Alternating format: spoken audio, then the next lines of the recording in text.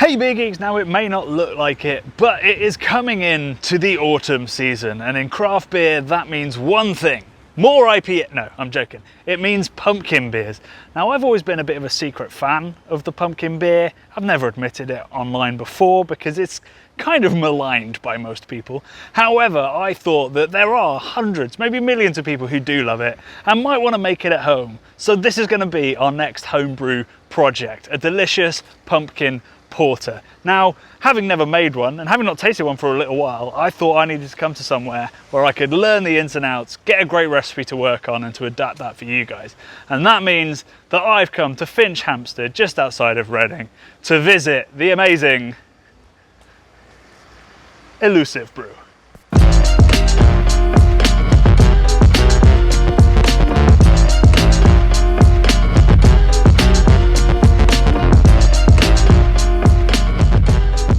Elusive Brew is a tiny brewery run by the amazing Andy Parker. Andy had been a homebrewer for years when he won a national award that persuaded him to go pro. Despite the hard work of opening and running a brewery, he's kept true to his homebrew roots, writing a book about the hobby, continuing to experiment with flavours, and helping out any idiot who winds up too deep. Idiots like me. So Andy, thanks for letting me observe your brew day and steal all your ideas. You're very welcome. Tell me, well actually before you tell me about the beer, tell me about Elusive, because you seem to take a little bit of pleasure in brewing stuff that nobody likes, like black IPAs, pumpkin beers. Is that from your homebrew days? Yeah, definitely homebrew days, going back to just like brewing what the hell you like.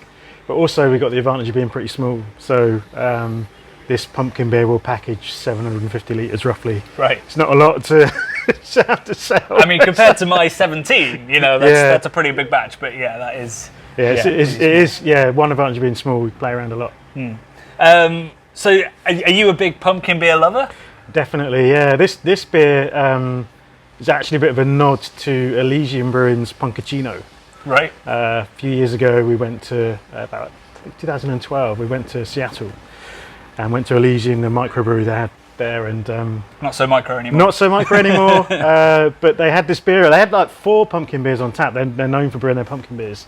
And Punkaccino was our favourite. It was like a sweet coffee porter with a little bit of cinnamon, nutmeg, those kind of pumpkin spices, and I just loved it. So I want to brew that. So that is there coffee going into this one? There is coffee. Yep. Awesome. We used a particular varietal from Has Been. Right. So I had a chat with them last week, and they've got some. They're releasing it this week actually. So we're going to get a fresh roast of that. Fresh, yeah. Okay. So talk me through the recipe. So it's a porter, yeah. Right? To which there's going to be unusually lots of interesting additions to the boil. Usually when we talk about sort of more pastry style beers, it's all going in fermentation. This time's going in the boil. So at its base, it's a quite sweet porter. So the grist has got, we use brown malt. All porters should have brown malt. Gives that kind of brown bread toasty vibe to it. Then we've got Simpson's DRC, double roasted crystal, which gives kind of a raisiny kind of note, so all adding that layer of kind of sweetness. And then we use some Chateau biscuit. You tell me about this. Sounds so much more fancy than any other malt. I like to think that where the malt is kind of kilned is kind of in a castle somewhere, but it probably isn't. The bag's got a castle on it. Castle malting, Belgian malt. But yeah, it kind of, when you taste it, it tastes like Ryvita. Or like maybe some digestives. It's very biscuity, and it definitely adds that kind of biscuit flavour. So that's kind of our base of our pumpkin pie. So that kind of, again, layering the flavour on, and then the rest is kind of adding colour. So we've got some chocolate malt in there, and the base malt we use Simpson's Golden Promise, which is quite. A lot of people use it in New England beers, Golden Promise, because it's quite sweet and full-bodied for a base malt. Yeah, and then so tell me about. Well, tell me about the pumpkin first. What is this? Yeah, so this is pumpkin pie filling. It's basically pureed pumpkin. Right. But obviously people use it as an ingredient in pumpkin pie. Yeah. And it's tinned and easy to work with from that point of view, rather than processing actual raw pumpkin, which would involve probably kind of roasting it and mashing it. And more people than you have at Elusive Brewing. Yes, indeed. Yeah. So we bought tins of pumpkin. And it's kind of weirdly more authentic, if that's what pumpkin pie is. Definitely, it's all this stuff's kind of American imports. And then we've got this thing, which looks like something you'd find in a Starbucks. It is exactly that. So basically, we we've brewed a few beers where we've gone down that pastry route. One with obviously lots of vanilla, tonka, those kind of flavours. And for me, it's all about just layering and layering, trying to build that profile up. So with this beer, we're gonna do some bottles, kegs and casks, and we're gonna basically use that to condition and prime with. So it's flavoured syrup, as you might get a shot in your pumpkin spice latte at your favourite coffee shop. That's exactly what it is. Just not quite in the pint once it's poured, but yeah.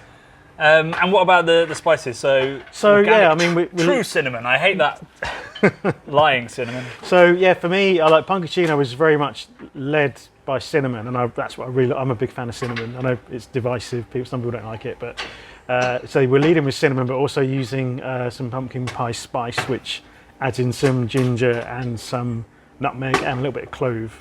And in terms of technique, when it comes to me doing a homebrew version, is there anything I need to sort of know if I'm playing with these ingredients, or if I'm... Yeah, the key thing, particularly with spices, is you can always put more in, but you can't take it out. Right. And I've poured away, I once brewed a beer with black cardamom. Don't ever do that, but it's super, super intense. And I've put a bit too much in, it's like you can't get rid of it. So with spices, it's better to kind of be more reserved. You can always add more during fermentation or at the end of fermentation or at packaging, but don't go too mad in the boil. Yeah, is the key thing. When you're boiling these ingredients, does anything happen to them? We add them quite late to try. You don't want them, I guess, breaking down too much. Yeah. So they go at the end of the boil, which make sure they're obviously pasteurised, they're boiled, but only for 5 minutes. Right. So with these spices, what we'll do is we'll dissolve them in boiling water, make sure they're kind of nicely mixed in, and then we'll add that to the boiling wort right at the end of boil. Well, I'm dead excited though by this. Like one of my favourite moments during any brew day is tasting that wort, just to get that first indication of what it's going to taste like. But let's be honest, it usually tastes either kind of the same or as you expect. Whereas this, I think, I mean, we should have quite a surprise. Exactly, a lot of the flavour will be in there already. Yeah. And we might end up, as at the end of prime, we might end up adding some more spice. But certainly the wort should be super cinnamony. Yeah. And with the pumpkins already in there, so it should be fun to try after transfer.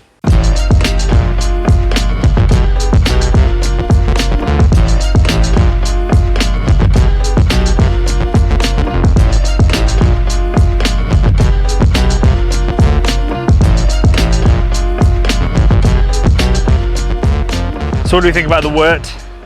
Pretty pleased with it, yeah. You're definitely getting that cinnamon, a nice cinnamon aroma. And then maybe some kind of chocolate vibe going on. Yeah, definitely chocolate and cinnamon, and a lovely, I didn't get it the first time, but there's a bit of clove coming through as well on the nose. Can't keep clove down, so a little tiny bit. Yeah, I'm pleased with the wort. Showing real good promise at this point. That wort smelled amazing, and I left Elusive with my head swimming with ideas. But while I went to Andy's to get the technical know-how, there was another place I needed to visit to get some recipe inspiration. You ready to do something we haven't done in a very long time? Oh, what's that? Go to Starbucks. Oh dear. It's pumpkin spice latte time, and even more importantly, it's Brad time. Mate, I've come dressed for the occasion. I'm bracing the spicy orange gourd coffee vibe. The gourd.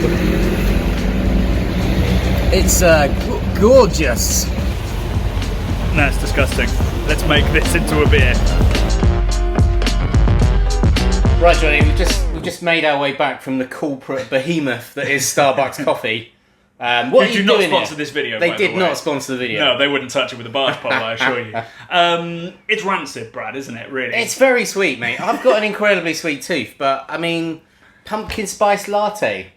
I dread to. There's probably a Daily Mail article out there that talks about how much sugar is in this, and it's like 5 Mars bars. It's impossibly sweet and not very spicy, and almost zero coffee flavour. So, in terms of what we should take from this, I think we need to make ours a little bit sweeter than Andy's. Yes. To be a little bit closer to this. Yes.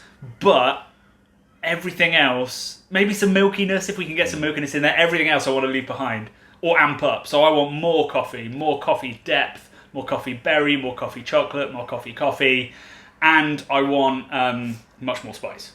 Way more spice. Yeah. There's a cinnamon tickle here. Yes. But I want the ginger, the nutmeg, the clove, everything coming out. It's quite nutmeggy as well, kind of eggnoggy. We want to make the ultimate pastry. This is the first pastry beverage, right? Yeah, Starbucks invented pastry stout. It was just once removed. Yes. So we want to make the ultimate pastry stout, pumpkin pastry stout. Yeah, but we don't want to go full pastry. We want like a fine croissant, not like a. I don't know, like a millefeuille. Ooh, millefeuille. Bit of patisserie there. Ooh. Is that how you pronounce it? I don't know. France just getting all these French comments go. That's not how you pronounce it. We don't want to go all out sweet, but we want some pastry style to it. Yes. So we're going to up the alcohol on Andes. We're going to up the coffee on Andes. We're going to up the spice on Andes. Yes. Because when I scaled the recipe down, it said we only needed to add 8 grams of spice. I was like, no. Like, remember when we added 3 grams of Magnum to our New England IPA and it was just so unsatisfying? It's just, that's it. It's not satisfying, Johnny. I want more. Okay. This is Halloween. This is America. This is the land of the free. This is artificial goodness. You're not making a speech in Congress here, Brad. So we'll up the coffee, we'll up the spice. And Andy was using maltodextrin, which is kind of like a vegan lactose. So yeast can't ferment it, so it just adds sweetness.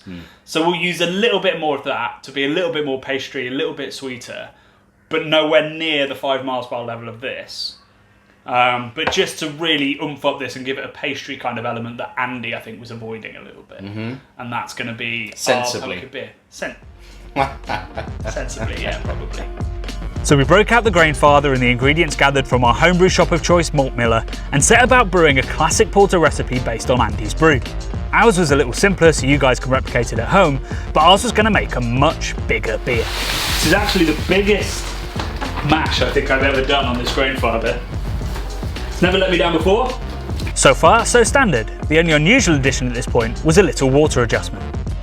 So we're just going to make a tiny addition of calcium chloride, which is what you'd use in a New England IPA to up the body, because we want that kind of milky, unctuous, velvety kind of feel to this beer, which London tap water, which is great for dark beers, doesn't have. So we're just going to get that London tap water and just add a little bit more body to it.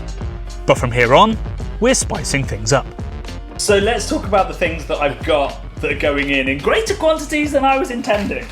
Are you sure we're not baking a cake, Johnny? I mean, I've got a bit more of these to make a cake at another point. I don't know whether we'll make a video on that. But yeah, so this is pure roasted, pureed pumpkin. You could roast your own and puree it yourself, but life's quite short, and I quite like the American kitsch vibe of using, Libby. Libby, that great American chef. Libby's, it's grown in the USA, no preservatives. That's amazing. All natural, baby. All natural, baby. And this, which is genuine American as well. Pumpkin spice, Johnny. You got this on Amazon. American as pumpkin pie spice. Alright. Got this from Amazon. It's really cheap. It's what you just use if you were just making a pumpkin pie. So it's got cinnamon, ginger, nutmeg, clove. Is that it? That's it, mate. That's it. Just all blended up. No MSG, and it's salt-free, buddy. There you go. So you could also use your own spices. What I didn't want to do is start grinding up cloves. If you mess up clove, it can really ruin everything. So I'm trusting Bakeroo, the American approach to pumpkin pie spice, they know to get the amount of clove right. Yes. But saying that, Johnny, you are doubling the amount. More than doubling, actually. Scaled down, it was about 8 grams of pumpkin pie spice. We're going for 20 grams of pumpkin pie spice. Because we're making a stronger beer, we're adding more coffee, we're making it sweeter. So I think... it needs to stand out. Exactly that. And, I mean, Andy did say, be careful with it because you can always add more. Of course, the actual coffee that we're going to be adding, we're going to sort once we're in fermentation, because A, we like to live dangerously, and B, we need to get some expert advice, because I think that is what's really, it's going to be like the dry hop edition. It's what's really going to make this recipe pop. Don't make me cheers you again, Brad. Come on, mate. Cheers. In went a small addition of Magnum, and then... So this is the most exciting part. This is the bit that makes trolls on the internet incredibly angry, but the odd person incredibly excited. It's almost a 50-50 split, actually, and it tastes